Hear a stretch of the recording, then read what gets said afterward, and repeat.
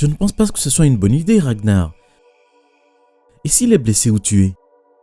Il n'y a aucune garantie qu'il sera en sécurité ici. Pour l'amour de Dieu, Lagertha, on en a parlé des millions de fois. Je sais que tu aimes notre garçon, moi aussi. Mais nous sommes tous deux certains que Björn mourra de la main de nos ennemis si nous ne le cachons pas ici. En outre, nous veillerons toujours à ce qu'il soit en sécurité où qu'il soit. Jusqu'à ce que nous soyons morts, c'est-à-dire, a rétorqué Lagertha, mais Ragnar l'a simplement serré dans ses bras et est monté dans le vaisseau spatial. À contre-cœur, Lagertha l'a suivi dans le vaisseau spatial et a versé des larmes alors qu'ils s'envolaient de la Terre, terminer la guerre sur leur planète, laissant derrière eux leur fils nouveau-né et unique, Björn. Vous êtes-vous déjà demandé ce que c'est de vivre parmi des extraterrestres sur une planète qui n'est pas la vôtre? Eh bien, c'est exactement ce qu'était ma vie. Asseyez-vous, détendez-vous et continuez à regarder pour connaître mon histoire incroyable. Oui, n'oubliez pas de liker et de vous abonner si vous voulez acquérir des super pouvoirs. Je n'arrive pas à croire que tu me fasses faire ça. Nous ne sommes plus tout jeunes, Martha. Mais tu regrettes d'être sortie? Demande Martha en s'allongeant sur la poitrine de son mari sur un matelas sous les cieux. Absolument pas. Ces belles étoiles me rappellent ma belle épouse. Martha a ri. Vous êtes un animal. Son mari savait toujours comment la faire rougir.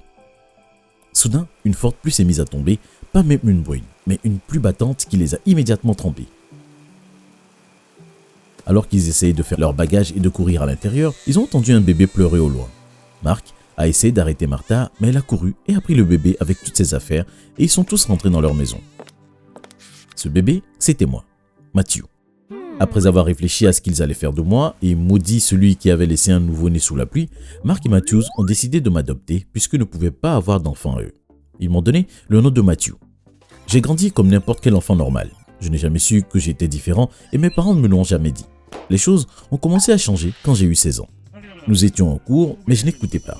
Le professeur l'a remarqué et a décidé de m'embarrasser en me posant une question simple. Je n'écoutais pas et je n'ai même pas compris de quoi il parlait. Je ne peux pas m'efforcer d'enseigner alors que les élèves choisissent simplement de ne pas écouter. Pourquoi ne pas nous excuser, Matthew? En prenant mon sac et en rangeant mes livres, j'ai répondu avec colère. Eh bien, pourquoi n'allez-vous pas sauter d'une fenêtre? Tout en regardant droit dans les yeux du professeur pour lui faire comprendre que je n'avais pas peur de lui. Soudain, notre professeur est allé directement à la fenêtre et l'a ouverte. Il avait l'air effrayé, mais il a continué à avancer comme s'il ne voulait pas le faire, mais qu'il devait le faire. La classe a commencé à paniquer, à crier et à courir dans tous les sens lorsqu'il a escaladé la fenêtre et s'apprêtait à sauter. Tout le monde lui suppliait de descendre, mais il n'écoutait pas. Je suis resté là, hébété. Alors qu'il s'apprêtait à sauter de la fenêtre, deux enseignants sont arrivés en courant et l'ont attrapé de force, le ramenant dans la classe. Le professeur s'est mis à crier « Merci, merci, merci !» Encore et encore, comme s'il venait de se libérer d'un sort. J'ai paniqué et je suis rentré chez moi, faisant semblant d'être malade quand mes parents m'ont demandé pourquoi j'étais à la maison. Maman a décidé de me faire une soupe de légumes spéciale pour que je me sente mieux. Après l'avoir préparée, elle m'a invité à la table à manger et m'a donné la soupe. J'ai goûté mais je n'ai pas aimé et je me suis plaint. Maman s'est approchée de moi, essayant de me donner la soupe, me disant que ça me faisait du bien, mais je savais que je n'étais pas malade et qu'il n'était donc pas nécessaire de prendre cette horrible soupe. Maman, tu sais ce qui me ferait me sentir mieux? Des crêpes. S'il te plaît, tu peux me faire des crêpes? J'ai dit en la regardant dans les yeux et lui faisant une tête de chien battu. Papa a ri et j'ai ri avec lui. Nous savions tous les deux que maman n'allait pas me faire des crêpes. Elle était une fervente défenseuse de la santé et s'assurait que nous ne mangions que des aliments sains et les crêpes, selon elle, n'en faisaient pas partie. Maman est partie sans un mot, est montée dans sa voiture et a démarré. C'est bizarre. Papa et moi avons dit à l'unisson. Elle ne nous a même pas dit où elle allait. Quelques minutes plus tard, elle est revenue avec des fournitures, de la farine, du lait, des œufs, du sucre et plus encore. Tout ce dont nous avions besoin pour faire des crêpes. J'étais en train de couiner joyeusement, mais papa savait que quelque chose n'allait pas. Il n'a rien dit cependant. Il a juste observé tranquillement. Quand nous avons tous les trois fini de dévorer les délicieuses crêpes, maman a soudainement agi comme si elle était sortie de transe. « Vous avez fait des crêpes dans ma maison ?» Nope. Tu as fait des crêpes pour nous dans ta maison. J'ai quoi? Et tu les as mangées? C'est à ce moment-là que j'ai réalisé que j'avais fait quelque chose à ma mère, tout comme je l'avais fait avec le professeur à l'école. Je me sentais déçu de moi-même, alors j'ai couru dans ma chambre sans hésiter. Mes parents m'ont suivi et se sont assis à côté de moi sur mon lit. Chérie, raconte-nous ce qui s'est vraiment passé à l'école aujourd'hui. Je me suis confessé et je leur ai dit tout pendant qu'ils se lançaient un regard complice. Pourquoi est-ce que vous me regardez comme ça? Qu'est-ce que vous ne me dites pas? Pourquoi je peux faire toutes ces choses? Nous avons toujours su que tu étais spécial, mon garçon. Quand nous avons vu le conteneur dans lequel tu étais, quand tu étais bébé, et les objets personnels qui te restaient, nous avons su que tu n'étais pas de ce monde. Je ne comprends pas. Laisse-nous vous expliquer. Et ils ont expliqué comment ils m'ont trouvé. Je me suis senti blessé et trahi en réalisant que les personnes que je croyais être mes vrais parents pendant toutes ces années ne l'étaient en fait pas. Je leur ai dit de me laisser seul dans ma chambre et ils ont accepté. Mes parents m'ont conseillé de n'utiliser mon pouvoir que pour le bien et ne pas contrôler les gens inutilement. Ils m'ont dit qu'ils ne pouvaient pas me conseiller, mais que tout le reste dépendait de moi. Ils n'allaient pas m'empêcher d'être libre. J'ai décidé d'utiliser mes pouvoirs pour le bien, comme mes parents me l'avaient conseillé. J'ai créé un cours de comportement pour aider les gens à devenir la meilleure version d'eux-mêmes et c'était gratuit pour tous mes camarades de classe. Je suis devenu une sorte de mini-thérapeute parce que j'ai réalisé qu'avec le temps, je pouvais aussi lire dans l'esprit des gens, mais seulement s'ils me laissaient entrer et me cédaient toute liberté, un peu comme en hypnothérapie. Grâce à cela, j'ai pu tendre la main aux brutes, guérir les insécurités et faire d'elles de meilleures personnes. J'ai convaincu les gens de travailler plus dur et d'avoir des meilleures notes et j'ai amélioré la vie de tant d'étudiants. Lorsque le succès de mes cours s'est ébruité, les adultes ont commencé à me contacter pour me demander de les aider à résoudre leurs problèmes. J'ai décidé de leur faire payer de grosses sommes d'argent et ils étaient tous prêts à payer. Lorsque j'en ai parlé à mes parents, ils m'ont donné le feu vert avec joie et soudain j'ai gagné beaucoup d'argent et cela a changé notre vie pour le mieux. Une fois, j'ai essayé d'entrer en contact avec un nouveau client, mais il a refusé de me laisser entrer. Je lui ai demandé pourquoi il était venu me demander de l'aide s'il ne voulait pas de mon aide. Nous avions déjà eu 5 séances, mais il n'avait eu aucun progrès. J'aurais pu continuer cette mascarade et continuer à collecter de l'argent pour chaque nouvelle session. Mais je voulais aider, alors j'ai utilisé mes pouvoirs pour le faire parler. « Qui êtes-vous? Pourquoi êtes-vous venu ici et pourquoi avez-vous besoin de mon aide? Dites-moi tout. » Et je dis en le regardant droit dans les yeux. L'homme a commencé à parler. Il m'a raconté qu'il faisait partie d'une organisation secrète qui traquait les personnes dotées de pouvoirs spéciaux, testant tout sur elles dans un laboratoire jusqu'à ce qu'ils parviennent à trouver un sérum qu'ils peuvent utiliser pour fabriquer des soldats dotés des mêmes pouvoirs, voire de meilleurs que la personne d'origine. Il est venu parce que son fils, un de mes camarades de classe, lui a dit qu'il y avait quelque chose de différent chez moi. Il n'avait pas besoin de mon aide, il voulait juste que je fasse une erreur et que je lui montre mon pouvoir pour qu'il puisse m'emmener.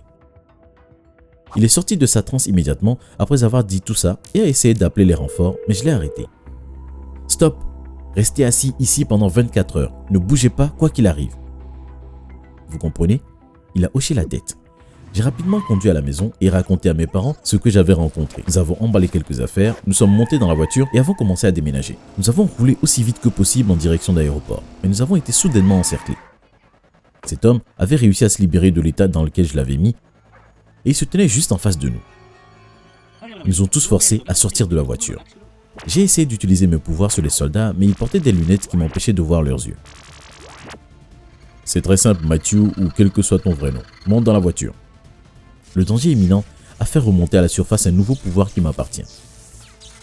Je soulevais les voitures avec mon esprit et j'étais sur le point de les envoyer pleuvoir sur le méchant homme. On mit des armes sur la tête de mes parents. Fais le moindre geste brusque et je tire.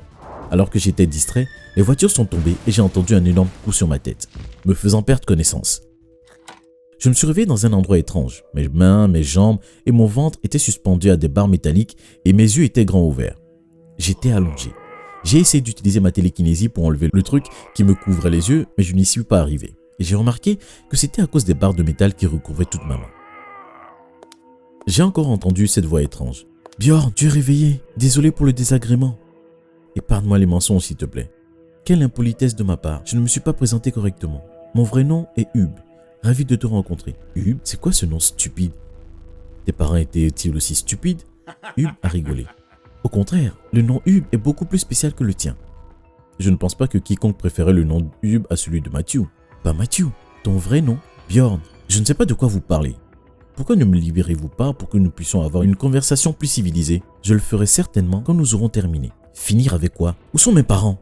Tu veux dire tes kidnappeurs? Ils sont en sécurité dans mon donjon. Je jure devant Dieu que s'il leur arrive quelque chose, c'est vous que je bousille. Oui, c'est ça, a-t-il dit en riant. Vous ne le ferez pas. Je le sentais s'approcher de moi et ensuite, une aiguille était dans mon cœur. Il libérait un liquide dans ma poitrine et ça faisait un mal de chien. J'ai essayé de me débattre, mais c'était en vain. Voilà, c'est presque fini. Soudain, il y a eu une forte détonation et quelque chose d'énorme a frappé le mur et est entré. Malheureusement, je n'ai pas pu le voir. j'ai entendu 2 bruits de pas et 2 personnes en sont descendues. C'était les flics? Est-ce que ça pourrait être mes parents? J'ai pensé. « Bonjour, Hub », a dit une voix masculine profonde. « N'es-tu pas fatigué de perdre? Pourquoi n'es-tu pas mort? Comment as-tu survécu ?» Je ne comprenais pas ce qui se passait. Ce n'était certainement pas la voix de mon père et cet homme ne pouvait pas être un flic non plus. « Je suis venu pour ma dernière mission, me débarrasser du fils que tu as choisi à ma place. »« Fils? Qui, moi ?» Je me suis demandé. « Est-ce que ça pourrait être mon vrai père ?»« Tu as choisi ton destin, mon fils. Et maintenant, je vais choisir le sien aussi. » Une bagarre s'est ensuivie et dans le processus, tout ce qui couvrait mon visage a été enlevé. J'ai vu ce qui s'était écrasé sur le bâtiment et c'était un vaisseau spatial étrange. Une femme m'a souri et a retiré tous les métaux qui me retenaient en bougeant ses doigts. Elle a absorbé le liquide dans mon cœur et l'a versé sur le sol. Puis elle m'a pris dans ses bras et nous nous sommes téléportés dans le vaisseau spatial où j'ai rencontré mes parents. « Maman, papa, vous allez bien ?»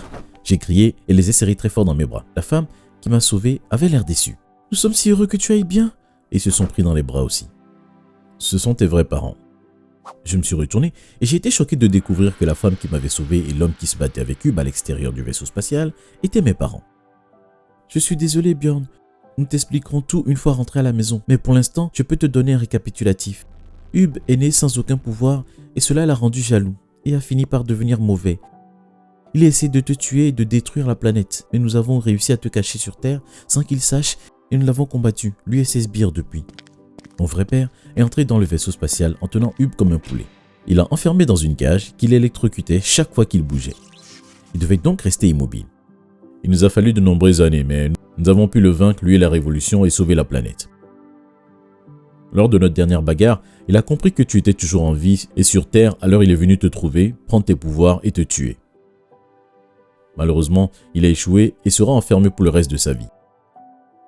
Ma vraie mère s'est approchée de moi et s'est agenouillée. « Nous sommes désolés que tu aies dû vivre cela à cause de ton frère. »« Attends une minute, l'ai-je interrompu. Ce démon, Hub, est mon frère ?»« Oui, ma mère a ri. Mais nous l'avons désavoué pour ses mauvaises habitudes et il ne peut plus être roi. C'est toi qui monteras sur le trône. »« Moi?